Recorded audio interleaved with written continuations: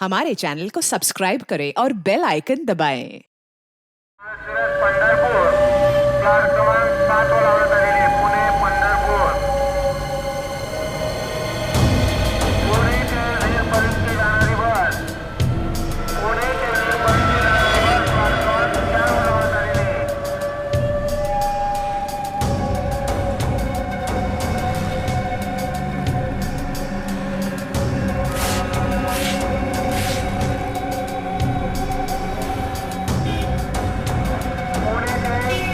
पुणे ते बिदर 5 वाजून 30 मिनिटांनी सुटणारी पुणे ते बिदर सोलापूर मार्गे जाणारी बस प्लॅट क्रमांक 8 वर लावण्यात आलेली पुणे बिदर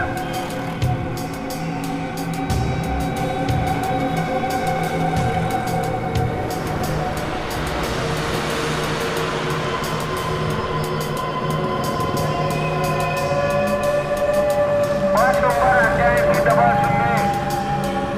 पुणे ते इंदापूर बस नंबर 8800 पुणे ते इंदापूर प्लॅट क्रमांक 9 वर लावण्यात आलेली पुणे इंदापूर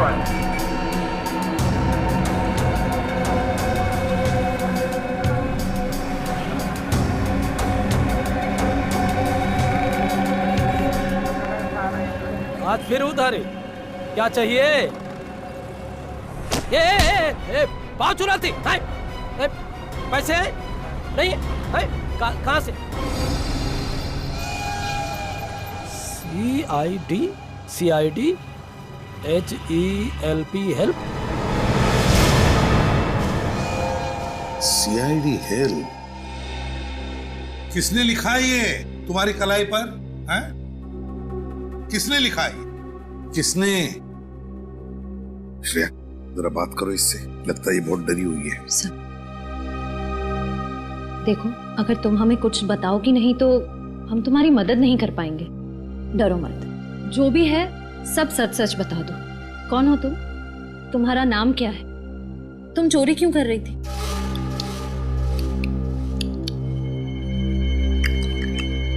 सर ये कौन सी भाषा है? ओह सर ये तो अफ्रीकन भाषा है। चुप रहो।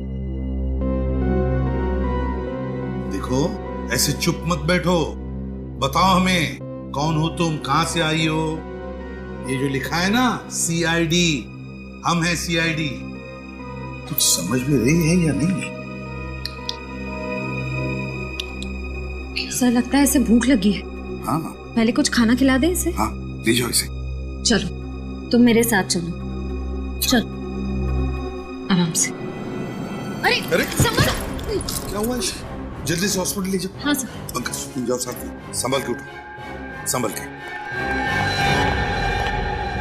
कमाल है सर, इस लड़की के हाथ पे लिखा हुआ है CID हेल्प और ये खुद तो कुछ बोल ही नहीं रही है।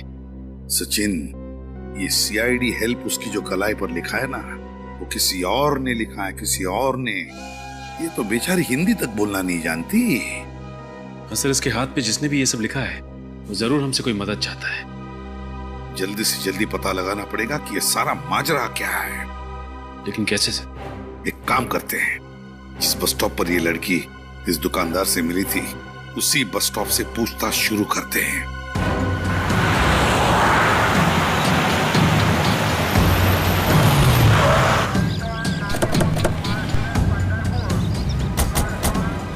कहाँ पे सोई थी वो औरत? साहब उधर सोई हुई थी, ये सामने वाली दुकान मेरी है। सर हो सकता है उस औरत को किसी ने इस बस स्टैंड पे लाके छोड़ दिया। हो सकता है। उन पैसेंजर से पूछो जो रात को यहाँ पे सोए हुए थे, उनमें से जरूर किसी न किसी ने उस औरत को देखा होगा यहाँ। सर आपने इसको देखा है कहीं?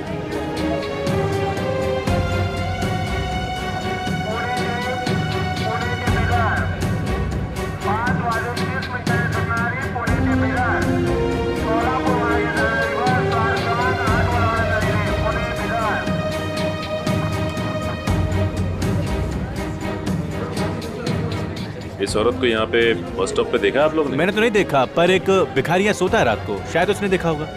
बताओ कहाँ है? आइए सर, यही है वो आदमी। तो भाई साहब, इस औरत को आपने यहाँ पे बस स्टॉप पे देखा था क्या? हाँ देखा ना साहब, इधर ही जमीन पे लेटी थी। बस नंबर 28 की खबर सुनिए। पुणे के इंदापुर। इस औरत को तुमने यहाँ पे जमीन पे लेटे हुए जी देखा? साहब। तो तुमने उसे यहाँ बस स्टॉप पे आते देखा क्या? साहब वो अपने आप थोड़ा ही आई थी, उसको तो लाया गया था। साफ साफ बताओ बात क्या है, क्या जानते हो उसके बारे में? साहब रात करीब 2 बजे जीप में 2 लोग इसको लेकर यहाँ आए थे और इसको छोड़कर यहाँ से चले गए। वो औरत चीखी चिल्लाई नहीं? नहीं साहब, शायद बेहोश थी या हो सकता है वो नींद में हो। तुमने गाड़ी का नंबर नोट किया? कुछ याद है तुम्हें? साहब बहुत अंधेरा था। ये सब तुम्हें अजीब नहीं लगा? तुम उस औरत की मदद कर सकते थे। मैं किस किस की मदद करूं? ऐसा तो पहले भी हो चुका है। मतलब? इससे पहले भी 2 बार ऐसा हो चुका है। कुछ लोग औरत को लेकर यहाँ आते थे और छोड़कर चले जाते थे। मैं खुद की मदद नहीं कर सकता साहब, तो उसकी क्या मदद करेगा? इसका मतलब इससे पहले भी 2 औरतें उस दरिंदे का शिकार हो चुकी हैं। लेकिन सर अभी तक हमारे पास उन दोनों औरतों के गायब होने की जानकारी नहीं है। हाँ, क्योंकि उन दोनों के हाथ पे CID हेल्प नहीं लिखा हुआ था। सर अब क्या करें? उस औरत के होश में आने का इंतजार। सालुंके साहब उस औरत के साथ में ही हॉस्पिटल में जहाँ पे उसका इलाज चल रहा है। अब इस केस की तह तक सालुंके साहब ही पहुंचा सकते हैं। अब कैसी तबीयत है इसकी? पहले से बेहतर है बॉस। और क्या बता सकता है इसके बारे में? बस 2 बातें पता चली हैं। एक तो ये कि इसके खून में हमें एक ऐसी दवाई मिली है जिसकी वजह से ये अपनी याददाश्त खो बैठी है। सर इसीलिए इससे अपना नाम नहीं याद आ रहा था। ये कौन है, कहां से आई है, इसके साथ क्या हुआ है, इसे कुछ पता नहीं। इस औरत की पूरी तरह से याददाश्त चली गई है, तो फिर ये औरत जरूर कुछ न कुछ तो जानती है। कोई ऐसा राज जो कोई नहीं चाहता उसका पर्दाफाश हो। पर हम उस राज का पता तो लगा ही लेंगे, और किसका राज है ये भी पता लगा लेंगे। और दूसरी बात ये बॉस कि इसके पेट की सर्जरी की गई है। इसका पेट काटा गया है और लगभग 25-30 घंटे पहले ही वापस से टांके लगाकर पेट सिला गया है, वो भी सस्ते वाले नायलॉन धागे से। पेट को काटा है तो कहीं इसका कोई ऑर्गन तो नहीं निकाल लिया? इसके किसी अंग की चोरी नहीं हुई है। तो फिर क्या हो सकता है? क्यों काटा होगा इसका पेट? ये बात अभी पता नहीं लगी है। सर इस औरत को तो कुछ याद ही नहीं है। अगर से होश भी आ गया तो भी हमें कोई जानकारी नहीं मिल पाएगी। पता लगा लेंगे निखिल, पता लगा लेंगे। वो 2 औरतें, बिल्कुल ऐसी 2 औरतें जिनको इसी हालत में छोड़ा गया था उस बस स्टॉप पर, उन 2 औरतों के बारे में पता लगा। आसपास जितने भी हॉस्पिटल्स है वहां जाकर के पूछताछ करो, पता लगा उन 2 औरतों के बारे में। कोई ना कोई सुराग तो जरूर मिल जाएगा।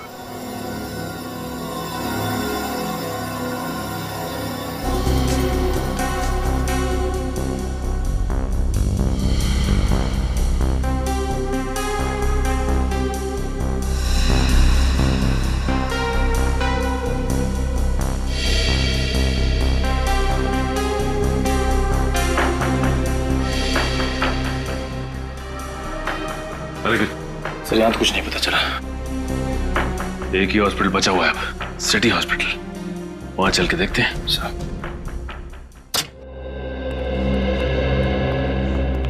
हम लोग CID से एक लड़की के बारे में कुछ पूछताछ करनी थी।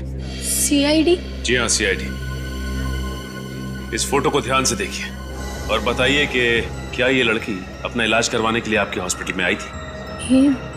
जी हाँ, इस लड़की के पेट पे ऑपरेशन का निशान है। घाव देख के लगता है मानो इस लड़की का ऑपरेशन 2-3 दिन पहले हुआ। तो हम जानना चाहते हैं लड़की इस हॉस्पिटल में एडमिट हुई थी या नहीं। सर ये तो क्या? सर हमारे हॉस्पिटल में 2 औरतों की लाशें आई हैं। 2 औरतों की लाशें? हाँ सर, और उनकी वेशभूषा तकरीबन ऐसी ही थी और उनके गहने भी तकरीबन ऐसे ही हैं। तो क्या उन दोनों औरतों की लाशें अभी भी मुर्दाघर में? हाँ सर, उन दोनों लाशों की शिनाख्त करने अभी तक कोई नहीं आया है, इसलिए वो दोनों लाशें मुर्दाघर में ही है। ठीक है, तो इन दोनों लाशों को हम देखना चाहेंगे। ठीक है सर, मैं अभी मॉर्ग के इंचार्ज को बुला देती हूँ। प्लीज। हेलो, आप जल्दी से लॉबी में आ जाइए, CID वाले आए हैं। सर वो आ रहे हैं।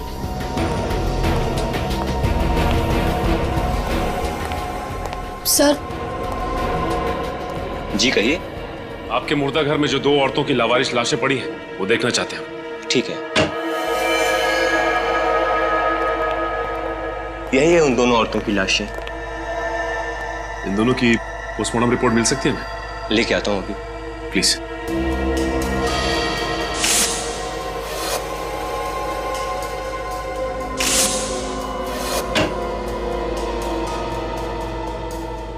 ये रही रिपोर्ट। निखिल, ये देखो, पोस्टमार्टम रिपोर्ट में लिखा गया है कि इनके पेट में जो घाव है वो ऑपरेशन की वजह से नहीं है, और जिस डॉक्टर ने पोस्टमार्टम किया है उसका भी यही कहना है कि इनका ऑपरेशन नहीं किया गया है। मतलब सर, इनके शरीर से कोई भाग, कोई ऑर्गन निकाला नहीं गया। मतलब ये केस इलीगल ऑर्गन ट्रांसप्लांट का नहीं है, मामला कुछ और ही है। सर, अगर इनके शरीर से कोई भाग निकाला नहीं गया है तो फिर इनका पेट काटा क्यों, वापस सिलवाया क्यों गया होगा? यही तो मैं भी सोच रहा हूँ निखिल। ये देखा तुमने, ये जो सिलाई करने के लिए धागे का इस्तेमाल किया गया है, ये देखो, ये सर्जिकल धागे बहुत ही घटिया क्वालिटी के हैं। तुम्हें याद है सालुंके साहब भी कह रहे थे कि गुड़िया के पेट पे जो टाके लगे थे उनमें भी इसी तरह के धागे का इस्तेमाल किया गया था। सर, बस स्टैंड पे उस भिखारी ने बताया था कि उसने वहां पे 3 औरतों को देखा था। सर, इसका मतलब? हाँ, और वो तीनों औरतें यही हैं, 2 ये और तीसरी वो गुड़िया। ये तीनों की तीनों मुंबई के बाहर से आई हैं, किसी एक ही जगह से। सर, मुंबई से बाहर से आई हैं एक जगह से, मतलब? ये नोटिस किया तुमने? ये देखो, इनकी फोटोज में साड़ी पहनने का स्टाइल, सजने संवरने का स्टाइल और गुड़िया के बात करने का स्टाइल, इन सबको देखकर लगता है कि ये तीनों औरतें मुंबई से बाहर से ही आई हैं, किसी एक ही जगह से। सर, अगर ये तीनों औरतें मुंबई के बाहर किसी एक जगह से आई हैं तो इनके बारे में पता कैसे चलेगा? पता चलेगा निखिल, पता चलेगा। हर बस स्टॉप, हर रेलवे स्टेशन की खाक छाननी होगी, फिर पता चलेगा। नहीं साहब, मैंने तो नहीं देखा। पक्का? इस तरह के कपड़े पहने हुए कहीं? नहीं सर, यहाँ नहीं। नहीं साहब, यहाँ पर तो कभी नहीं। देखिए, इस तरह के कपड़े पहने हुए कोई भी औरत आसपास दिखाई देती है तो आप प्लीज मुझे इन्फॉर्म कीजिए। ये मेरा कार्ड है, इस पे मेरा नंबर लिखा हुआ है, फोन कीजिए प्लीज।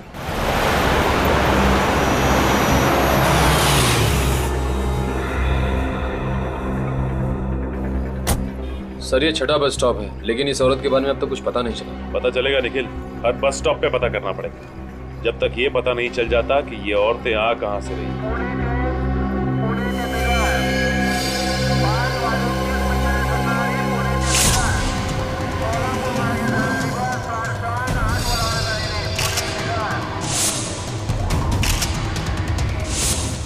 वो देखो, उस औरत ने भी ऐसे ही कपड़े पहन रखे हैं। हाँ सर।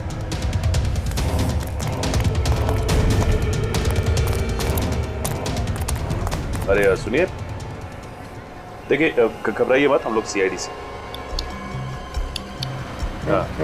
हाँ देखिए, डरिए मत, कुछ नहीं होगा आपको। इस औरत को देखिए, जानती हैं आप इसे? जानती? अच्छा ये बताइए कि आपका नाम क्या है, कहाँ से आई हैं आप? नीलगिरी के जंगले। नीलगिरी का जंगल? हाँ, आखिर इन भोली भाली अनपढ़ औरतों को नीलगिरी के जंगल से मुंबई क्यों लाया जा रहा है, और वो भी उनका बेवजह ऑपरेशन करने के बाद? कोई ना कोई राज तो जरूर छुपा है इस नीलगिरी के जंगल में, ये वहां जाकर ही पता चलेगा।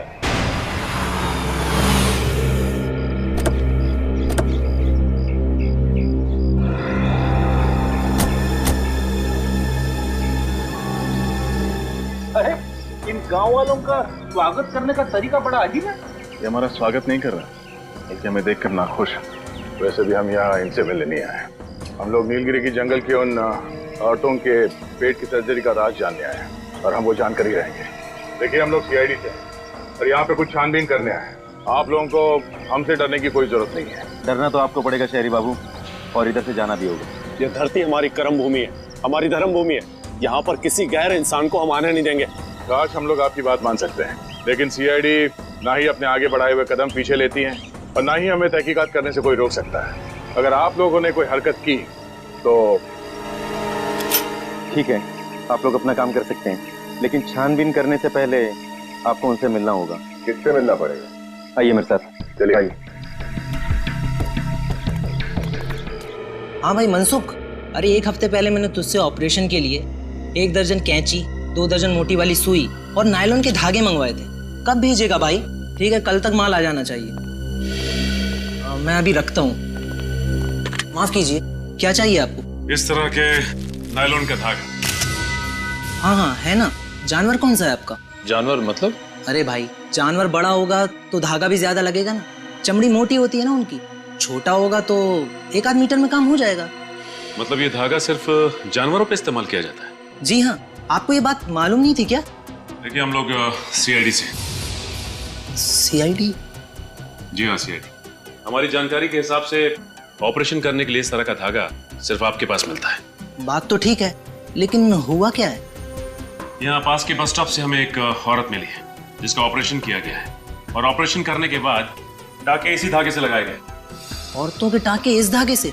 लेकिन आजकल तो कोई भी डॉक्टर इन धागों से इंसानों पर टाके नहीं लगाता। ऐसे धागे तो सिर्फ जानवरों के लिए उपयोग किए जाते हैं। लेकिन ये धागा एक नहीं, 3 औरतों के पेट पे टाके लगाने के लिए इस्तेमाल किए गए हैं। 3 औरतों पर? जी हाँ, 3 औरतों पर। वैसे ये सामग्री आप जहाँ सप्लाई करते हैं उनकी जानकारी तो होगी आपके पास? जी हाँ, 1 मिनट, ये लीजिए।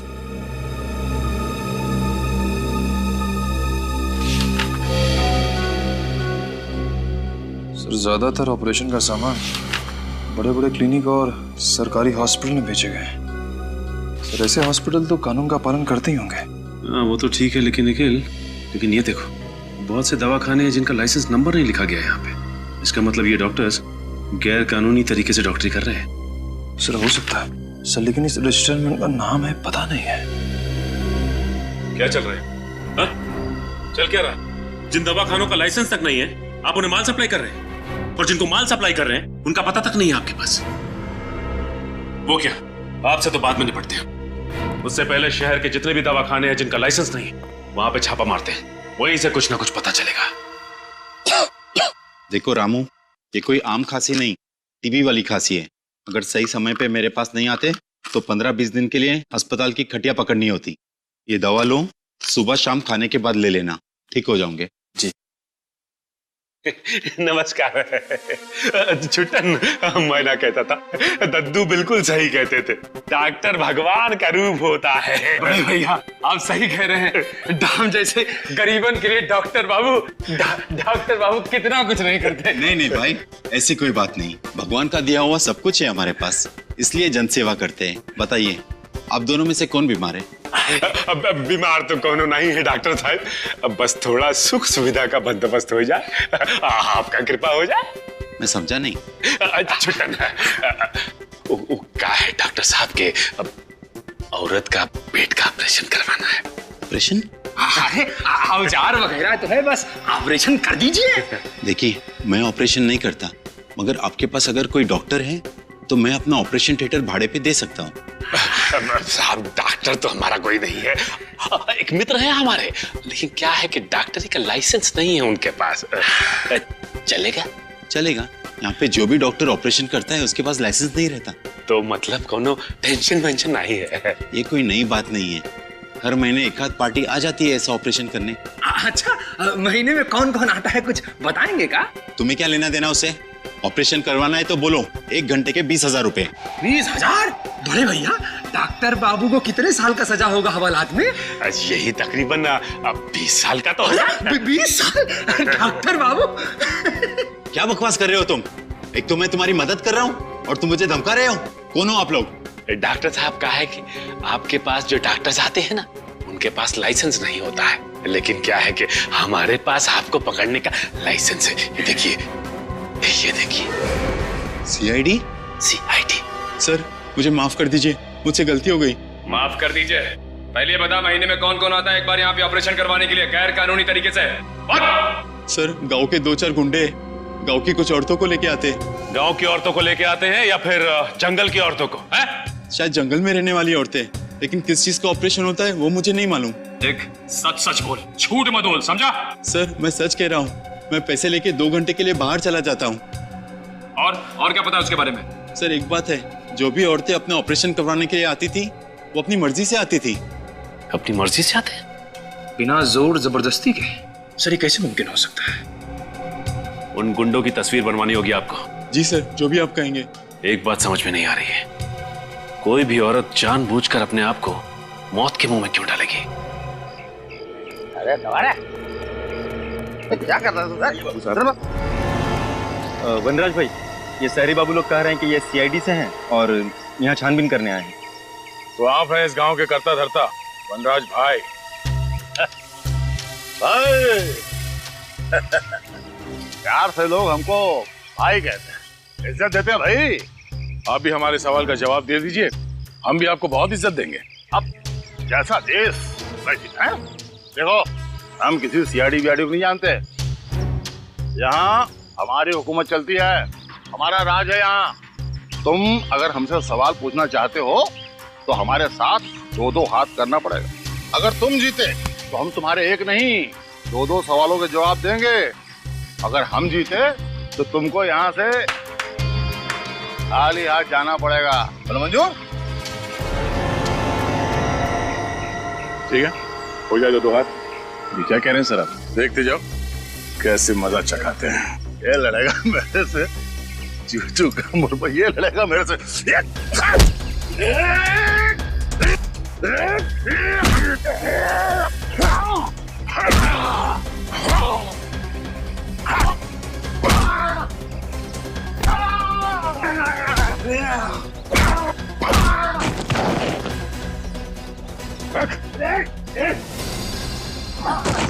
अब मेरे सवालों का जवाब देगा हाँ, या और खातिरदारी करो तेरी। बस आपके जाएगा कहाँ ये?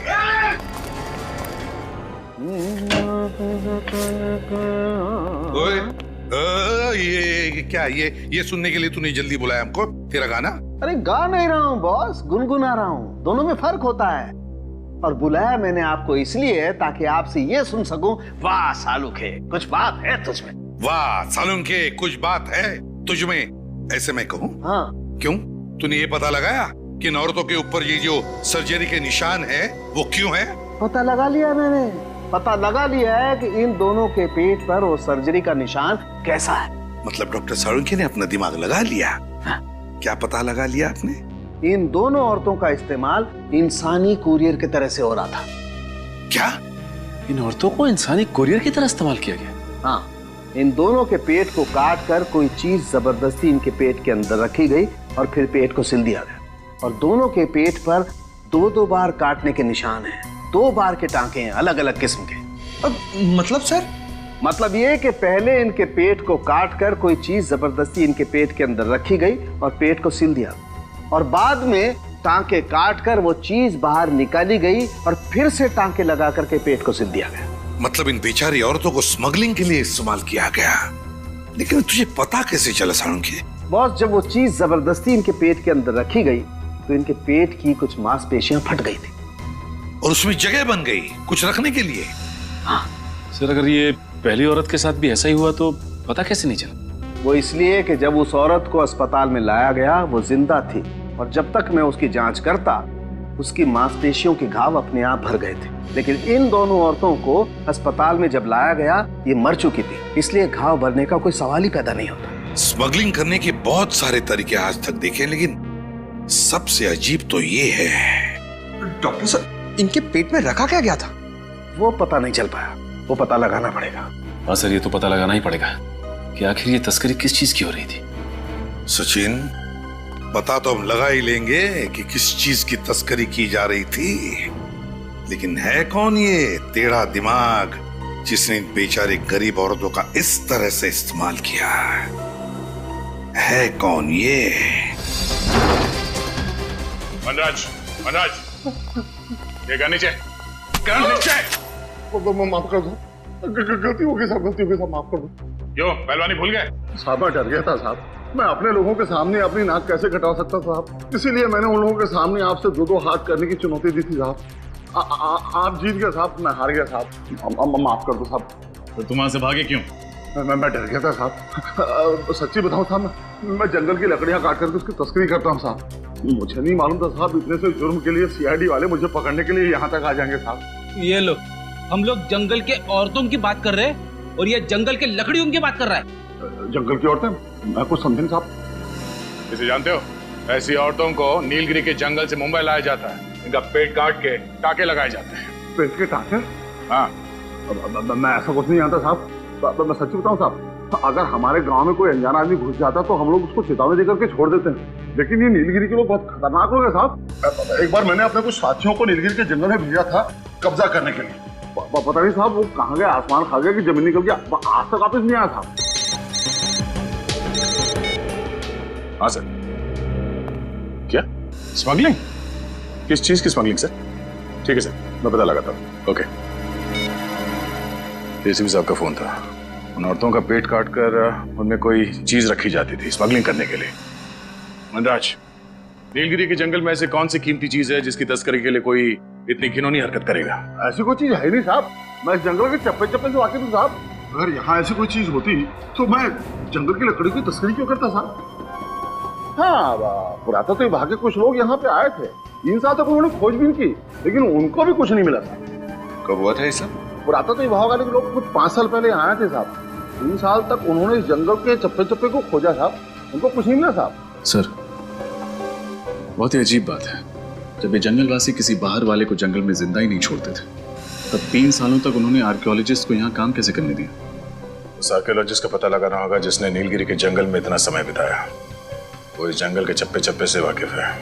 रजत, काम करो, जंगल की तलाशी लेने की तैयारी करो। आप? जी, मैं सुष्मिता, निशिकांत की पत्नी। अच्छा, हमें निशिकांत जी से ही मिलना है। लेकिन वो तो 2 साल पहले ही गुजर गए। माफ कीजिएगा, हमें पता नहीं था। कैसे मौत हुई उनकी? अब मैं क्या बताऊं? निशिकांत नीलगिरी के जंगलों में कुछ अमूल्य वस्तु की खोज करने गए थे। 3 साल वहाँ पर रहे भी, पर उन्हें वहाँ पर कुछ नहीं मिला। पर जब लौटे तो बहुत खुश थे। इतनी मेहनत के बाद उन्हें कुछ मिला नहीं, फिर भी वो खुश थे। क्यों? क्योंकि सरकार ने उन्हें आर्कियोलॉजी के लिए नेशनल प्राइड अवार्ड देने का फैसला लिया था और उन्हें कुछ सर्टिफिकेट और मेडल भी मिलने वाले थे। पर जब वो अवार्ड फंक्शन से लौट रहे थे तब उनकी गाड़ी का एक्सीडेंट हो गया। उसमें आग लग गई और उसमें निशिकांत भी जलकर मर गए।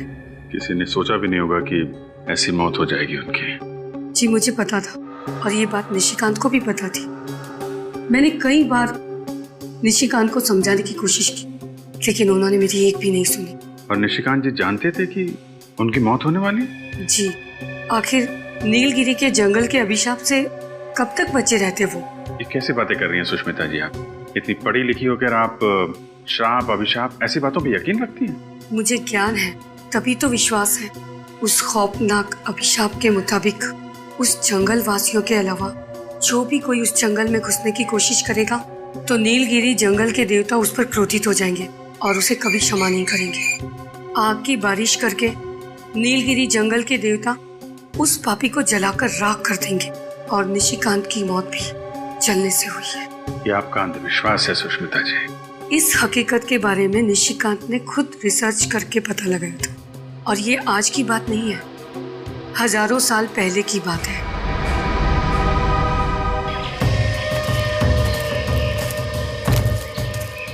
सर, जंगलों में जंगली जानवर होते हैं ना? फ्रेडी, जंगली जानवर तो जंगल में ही होंगे ना। ये बात तो है सर, मगर उन जंगली जानवरों ने हम पर हमला कर दिया तो? Yes sir. क्या? जी। क्या हुआ सर? एसीपी सर का फोन था, उन्होंने उस प्राचीन कार, उस आर्कियोलॉजिस्ट के बारे में पता लगा। उसकी तो 2 साल पहले ही मौत हो चुकी है। ये तो बहुत बुरा हुआ। सो तो है विनीत। एसीपी सर ने यह भी बताया कि 2 साल पहले उनको सरकार की ओर से कोई पुरस्कार दिया गया और जब पुरस्कार मिलने के बाद वो घर लौट रहे थे तो रास्ते में उनकी गाड़ी को आग लग गई और जल के वो मर गए। उनकी पत्नी का कहना है कि नीलगिरी के जंगल में जाने की वजह से उन्हें श्राप लगा। कैसा श्राप? फ्रेडी, उनकी पत्नी का मानना है कि नीलगिरी के जंगलों में जंगली लोगों के अलावा अगर कोई और जाता है तो उसे जंगल के देवता का श्राप लगता है, उस पर आग की बारिश होती है। अरे बाप रे, फिर तो हमको भी श्राप लगेगा और हम पर भी आग की बरसात होगी। क्या फ्रेडी, भी ऐसी चीजों में मानते हो क्या? नहीं सर, वो बात नहीं है, मगर सावधानी बरतने में ही समझदारी है ना।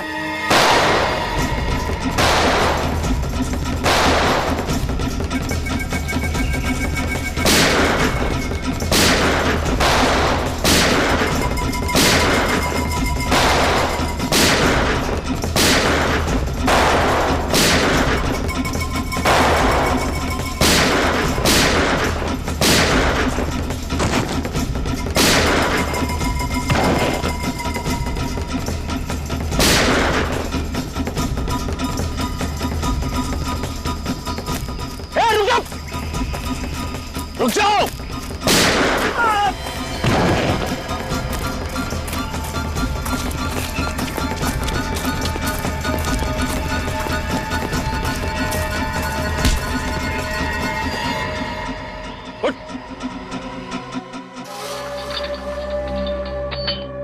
मैं आखिरी बार पूछ रहा हूँ, बता क्यों मारना चाहते थे हमें? अरे यार, ये कब से टाक टुक किए जा रहा है? सरल सीधी हिंदी भाषा नहीं आती क्या?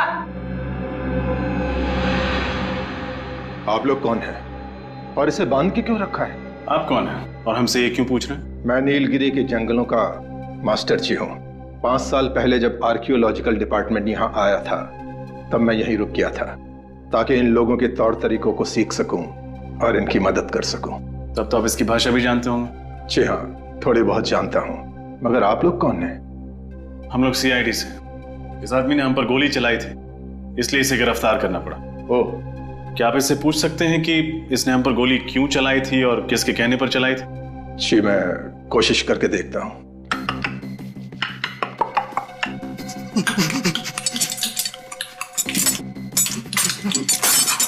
ये क्या कह रहा है? मैं समझने की कोशिश कर रहा हूँ मगर ठीक से समझ नहीं पा रहा हूँ। आपको देखकर ये बिल्कुल सहम गया है। मैं इन लोगों का ख्याल रखता हूँ, बीमारी में इनकी सेवा करता हूँ, इसलिए जंगल के वासी मेरा आदर सम्मान करते हैं। इसके हाथ पर ये गोदन है, कम से कम इसका मतलब तो समझा सकते हैं आप? देखिए, जैसा कि मैंने कहा, मैं ठीक से तो नहीं जानता, कोशिश करके देखता हूँ।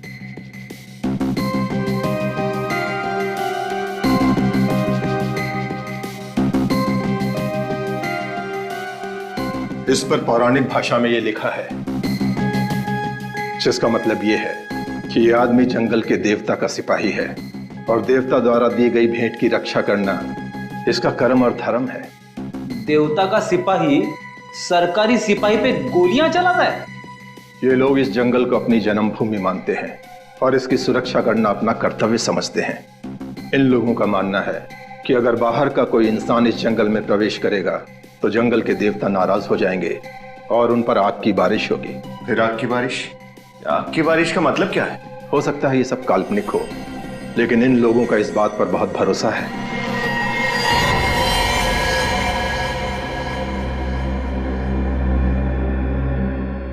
ये तो मर गया। मर गया?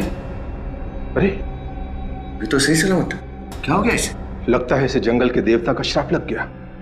मास्टर जी, आप भी इन बातों पर विश्वास करते हैं? देखिए, आप लोग जैसा समझना चाहते हैं समझ लीजिए, लेकिन मुझे ऐसा लगता है कि इसने आप लोगों से बातचीत की, इसलिए गांव के देवता का श्राप इसको लग गया। मास्टर जी, कोई श्राप नहीं होता। विनीत, डॉक्टर साळुंके को फोन लगाओ, वो यहाँ आएंगे और बताएंगे कि इसकी मौत कैसे हुई। May I come in, please? अरे आइए आइए, आपको कौन रोक सकता है? खुश हो गया। क्या बोला? नहीं तो कुछ नहीं। अच्छा, मैं वो जानने के लिए आया था कि वो नीलगिरी वाले केस का मसला सुलझा क्या? टाइम पास करने आया? नहीं, टाइम पास नहीं यार, जो पूछ रहा हूँ बताओ ना। वो आग की बारिश वाली गुत्थी सुलझी कि नहीं? साळुंके, तू आग की बारिश की बात ही मत कर, दिमाग खराब हुआ है मालूम है? पर वो आर्कियोलॉजिस्ट की बीवी, उसके बाद वो नीलगिरी का मास्टर जी, और अब तू। यार तू भी कैसा आदमी है, ऐसे पौराणिक चीजों पर विश्वास रखता है तू? आग की बारिश? अरे विश्वास नहीं रखता बॉस, बल्कि मैं ये बताने के लिए आया हूँ कि वो आग की बारिश आखिर है क्या चीज। और तो फिर बता ना। अरे आग की बारिश तो मेरी जेब में है। ये जरा पेन ड्राइव लगाओ कंप्यूटर में। सर। आओ।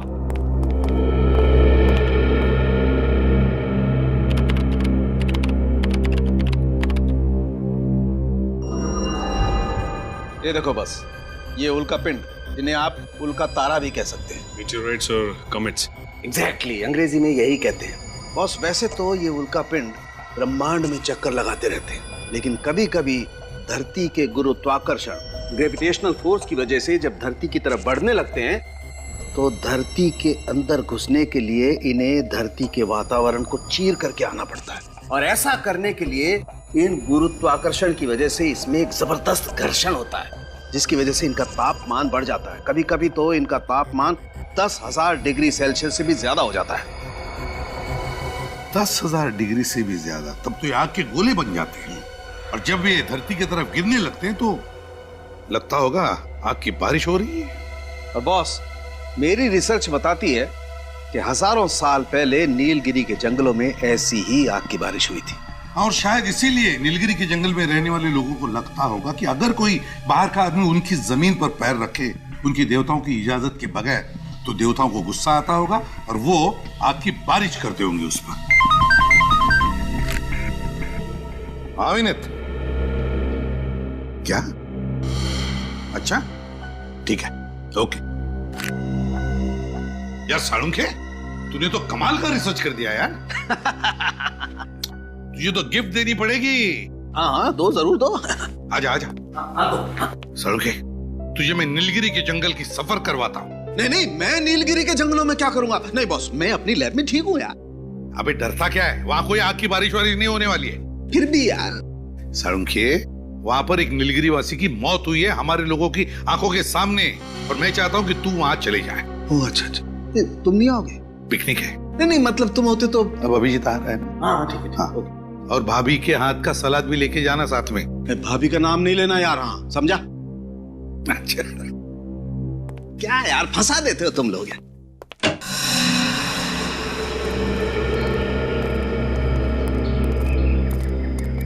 भाई साहब 3 लस्सी देना। बढ़िया साहब। अरे बाप रे बाप, ऐसे कई रहस्य हैं जिनके राज हम अभी तक जान नहीं पाए।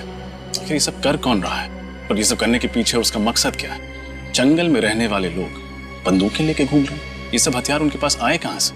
और सर ये बेचारे गांव वाले जंगल में कदम रखने से भी डर रहे हैं, इन्हें अपनी जान गंवाने का खतरा है वहाँ। आखिर ये नीलगिरी के जंगलों में चल क्या रहा है? और वो भगवान का आशीर्वाद, आखिर वो चीज क्या है जिसे ये लोग भगवान की भेंट समझते हैं? कोई बहुत ही खास, बहुत ही अनोखी वस्तु होगी जिसको इन जंगलवासियों ने कभी देखा नहीं, और कोई तो कारण है जिसकी वजह से इन जंगलवासियों को लगता है कि भगवान ने ये वस्तु खासकर उन्हीं के लिए भेजी है। और वो आदमी जिसे हमने जंगल में पकड़ा था, वो जंगल का सिपाही था। जंगलवासियों ने उसे उस खास भेंट की रक्षा के लिए तैनात किया हुआ था। मुझे लगता है ये जंगल वाले अनपढ़ हैं, नासमझ हैं। जरूर कोई आदमी है जो इनके दिमाग में चीजें डाल रहा है, लेकिन कौन? सर मुझे लगता है सब जानने के लिए हमें जंगल में छापा मारना चाहिए। हमें अपनी पूरी ताकत और पूरी तैयारी के साथ जंगल में जाना ही होगा। हाँ सर। मेरे दिमाग में भी यही बात चल रही है विनीत। जब तक हम उस जंगल की खाक नहीं छानेंगे तब तक ये राज राज ही रहेगा। लेकिन मुझे चिंता है जंगल में रहने वाले औरतों की, बच्चों की। छापा मारते वक्त कहीं उन्हें कुछ ना हो जाए। लो, आपको दे दो। कर दिया सत्यानाश। अब ये दही के पैसे कौन भरेगा? आप इस पर गुस्सा मत कीजिए, इसे जाने दीजिए, पैसे हम भर देंगे। लो, इन लोगों को भगवान का प्रसाद समझो जो आज तुम इनकी वजह से बच गए हो। मेरी तबीयत खराब है, मैं घर जाना चाहता हूँ। तबीयत ठीक नहीं थी, पहले बोलना चाहिए था ना। जाओ जाओ यहाँ से, नहीं तो और सामान का नुकसान करोगे। अरे जल्दी जा भाई। ये लड़का मुझे कुछ गड़बड़ लग रहा है। मैं देखते ही ऐसे चला क्यों गया? पीछा करते हैं इसका। रक्षा करनी होगी, रक्षा करनी ही होगी। अजीब आदमी दिखाई नहीं देता है क्या? माफ कीजिएगा।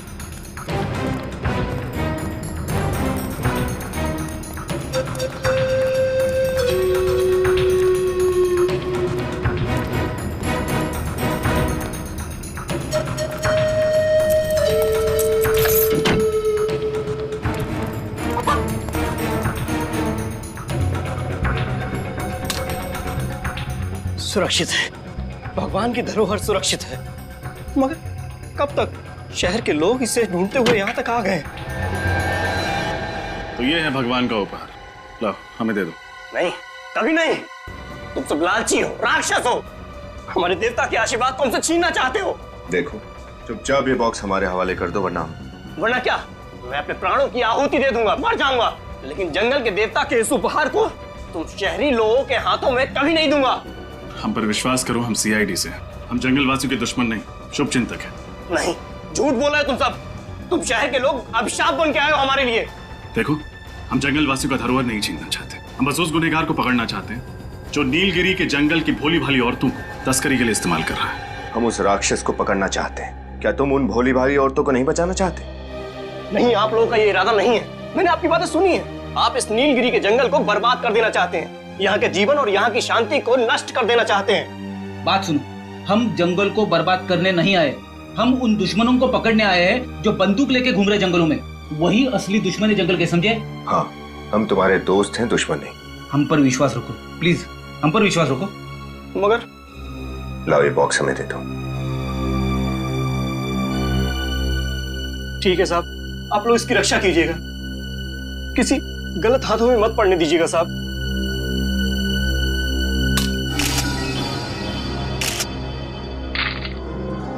बैंगनी पत्थर, इसे तुम भगवान का उपहार मानते हो? इन बैंगनी रंग के पत्थरों को तुम भगवान की भेंट समझते थे? आपको कदर नहीं है इनकी साहब। ये उपहार है भगवान का हमारे लिए। ऊपर से गिरे हैं ये साहब, चमत्कार है ये साहब, भगवान का चमत्कार हमारे लिए। सारंगे साहब, यस सर, आप सेफ हाउस पहुंचे। क्या बात है डॉक्टर साहब, आप इस पत्थर को इतने गौर से क्यों देखे जा रहे हैं? इस पत्थर में कोई खास बात है क्या?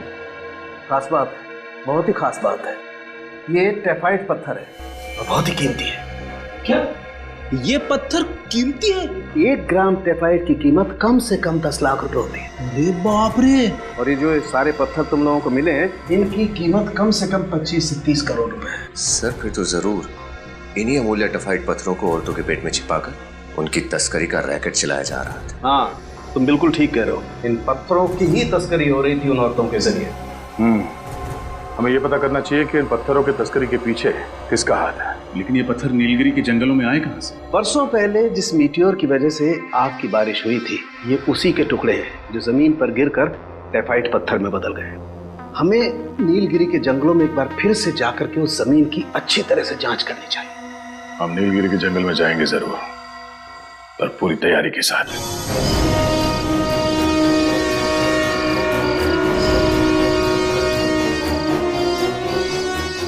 जो हरे रंग के आकार दिख रहे हैं वही जंगलवासी हैं। कहाँ सर? मुझे तो कोई दिखाई नहीं दे रहा। वो जो घर जैसी चीज है वहां देखो, तो आदमी दिखे। अरे हाँ, ये गॉगल तो बड़ा ही कमाल का है, अंधेरे में भी आदमी दिखाई देते। वह धीरे बोलना चाहिए, उन जंगल वासियों की सुनने की शक्ति बहुत तेज होती है।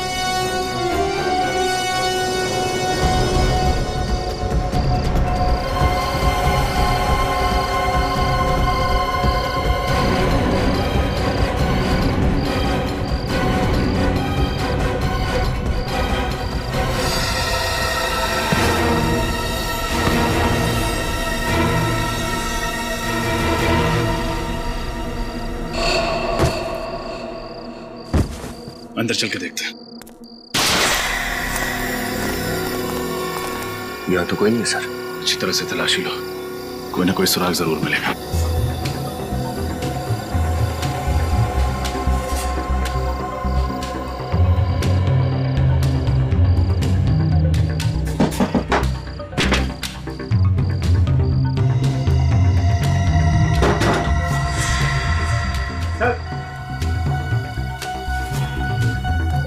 ये देखिए सर, नोटों की गड्डियां और टेफाइट पत्थर।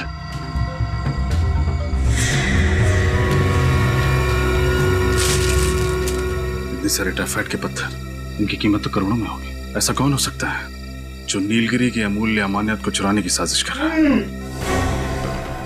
लगता है कोई। अरे ये कौन है? खोलो इन्हें, गलती से जंगल में आ गए होंगे और जंगल वासियों ने इन्हें यहाँ जबरदस्ती बंदी बना के रखा होगा। पानी पानी पानी पानी पानी।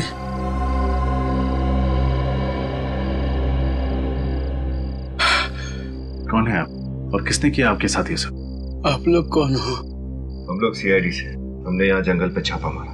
भगवान का लाख लाख शुक्र है, आपको मेरा संदेश मिल गया। वो आप हैं जिसने उस औरत की कलाई पर सीआईडी हेल्प लिखा था? मैंने ही वो संदेश लिखा था। मैं एक डॉक्टर हूँ। 2 साल पहले नीलगिरी में मुझे भेजा गया था।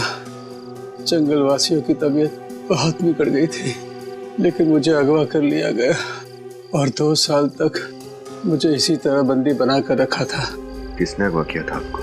पता नहीं, मैंने उनका चेहरा नहीं देखा है। लेकिन इन लोगों ने आपको यहाँ 2 साल तक इस तरह से क्यों? क्योंकि उनको मेरी जरूरत थी। कैसी जरूरत?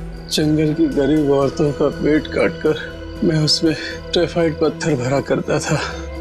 इस तरह ये लोग तस्करी करते हैं। अगर मैं ऐसा नहीं करता तो वो लोग मुझे मार डालते। इसलिए उस औरत गुड़िया की कलाई पर वो संदेश लिखा था। बस यही उम्मीद थी कि आप लोग आएंगे, मुझे और उन औरतों को इस नर्क से बचा देंगे। वो डॉक्टर आप हैं? हाँ। कौन चला रहा है ये रैकेट? किसके इशारे पर हो रहा है सब? पता नहीं, मैंने सिर्फ उसकी आवाज़ सुनी है। जब वो मुझे यहाँ मिलने आता है तो मेरी आंखों पर पट्टी होती है। वो आपसे इस झोपड़े में मिलने आता है? हाँ।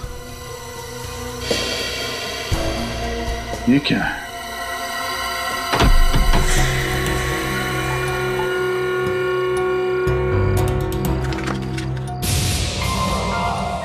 सर्टिफिकेट।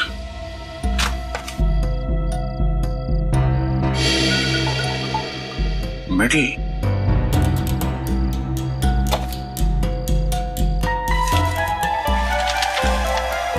तो ये है,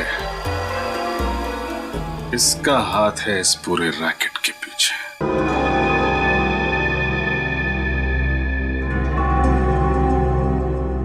अरे डॉक्टर साहब, इतनी जल्दी भी क्या है? देख लीजिए कहीं कोई जरूरी सामान छूट तो नहीं गया। जंगल के अंदर एक झोपड़ा, झोपड़े के अंदर एक बक्सा, बक्से के अंदर एक सर्टिफिकेट, एक मेडल, और इनमें छुपा एक राज। क्यों डॉक्टर साहब? डॉक्टर साहब, बेटा मैं कोई डॉक्टर वॉक्टर नहीं हूँ। मैं तो इस गांव का गरीब मास्टर जी हूँ। मास्टर जी या फिर मास्टर माइंड? टेफाइड की स्मगलिंग का रैकेट आप ही चलाते हैं ना? टेफाइड जंगल से बाहर निकालने के लिए जंगल की मासूम औरतों का पेट काटकर उन्हें कुरियर का पैकेज बनाकर खुद मालामाल होना चाहते थे। ये कैसा आरोप लगा रहे हैं आप लोग मुझ पर? मैं तो गांव का एक गरीब मास्टर जी हूँ जो इस केस की तह तक पहुंचने में आप लोगों की मदद कर रहा हूँ। मुझे नहीं पता कि ये टेफाइड पत्थर है। ओह, हम तो भूल ही गए थे कि आप एक गरीब लाचार गांव वाले हैं। आपको कैसे पता होगा कि उस पत्थरों की कीमत क्या है? वही तो आप लोगों को गलतफहमी हुई है। गांव का बूढ़ा मास्टर इन पत्थरों की कीमत से अनजान हो सकता है, लेकिन डॉक्टर निशिकांत नहीं। नेशनल प्राइड अवार्ड जीतने वाले आर्कियोलॉजिस्ट को तो पूरा ज्ञान होगा, और होना भी चाहिए। एक कदम भी आगे मत बढ़ाना वरना। जरा ध्यान से देखो डॉक्टर साहब, हमारे हाथ में बंदूक है, ये चाकू हमारा क्या बिगाड़ लेगा? ये कोई आम चाकू नहीं है। इस चाकू की धार पे मैंने जहरीले पौधे का लेप लगाया हुआ है। ये वही जहर है जिससे उस आदमी की मौत हुई थी? हाँ, उस आदमी के हाथ का टैटू देखते समय मैंने उसके हाथ में छोटा सा पिन चुभो दिया था जिसमें ये जहर लगा हुआ था। कुछ ही पल में तुम भी ब्यूरो में कैद हो गए। इससे तो अच्छा होगा कि मैं अपनी जिंदगी खुद ही खत्म कर लूं।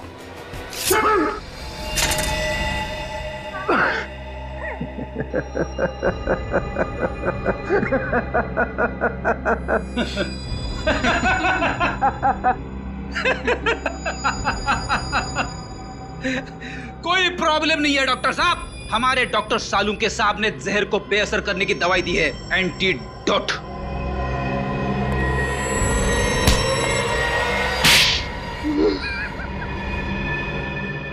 बताओ, किस नाम से बुलाए तुमको?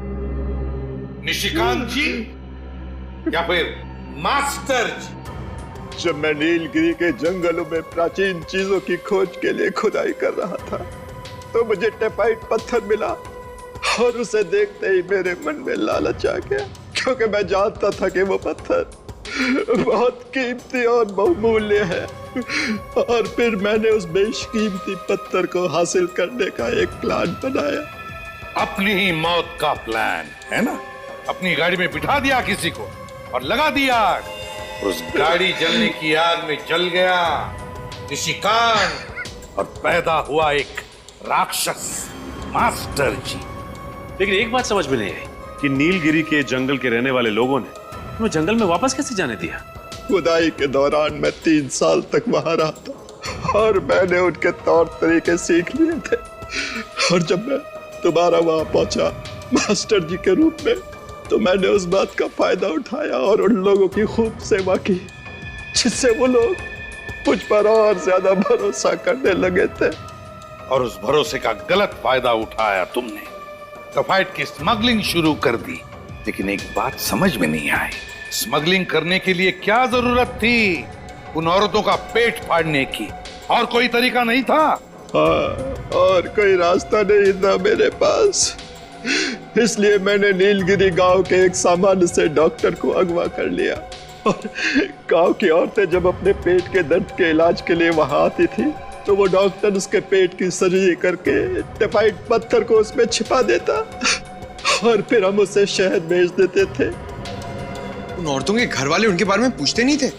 मैं उन्हें समझा देता कि वो जंगल के किसी जानवर का शिकार हो गई होगी और वो लोग आसानी से मेरी बात को मान लिया करते थे।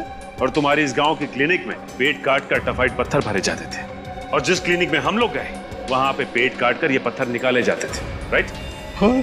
पैसा पैसा पैसा, तुम्हारे इस पैसों की लालच ने न जाने कितनी निर्दोष औरतों की जान ली। इंसान के रूप में राक्षस, और ऐसे राक्षस का अंत फांसी के फंदे पर ही हो। For more updates, subscribe to our channel, click the show links and enjoy watching the videos.